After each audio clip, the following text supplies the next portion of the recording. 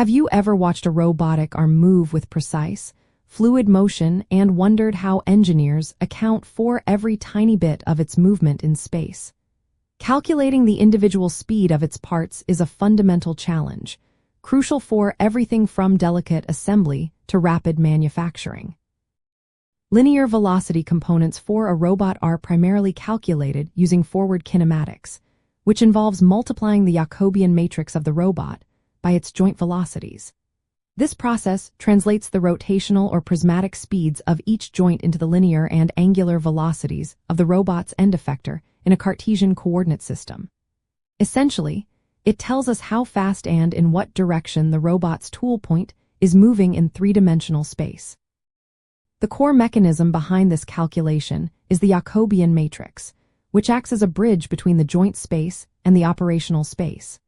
Each entry in the Jacobian represents how a change in a particular joint variable affects the end effector's position and orientation.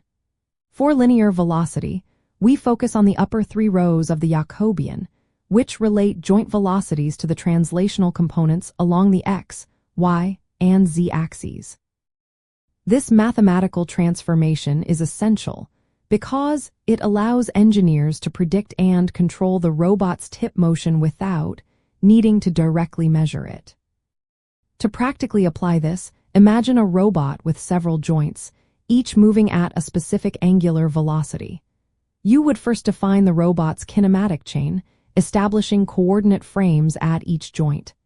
Then, you would derive the Jacobian matrix, which is typically a 6 by n matrix where n is the number of degrees of freedom.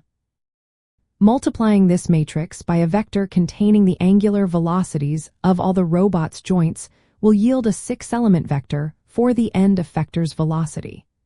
The first 3 elements of this resulting vector will be the linear velocity components along the x, y, and z axes. A key insight here is understanding the concept of a singularity, which occurs when the Jacobian matrix loses its full rank. At these points, the robot loses certain degrees of freedom in its operational space, meaning it cannot move in specific directions, even if its joints are moving.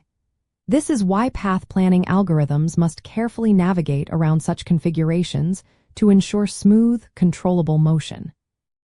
Furthermore, the selection of the base coordinate frame and tool coordinate frame significantly impacts the calculated components, requiring careful setup in any robotic application.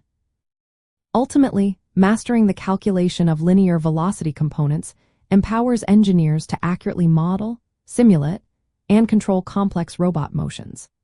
By understanding how joint speeds translate into end effector movement through the Jacobian, you gain the ability to design more efficient trajectories, ensure safety, and achieve the precise manipulation required for advanced robotic tasks, making robots truly valuable tools in various industries.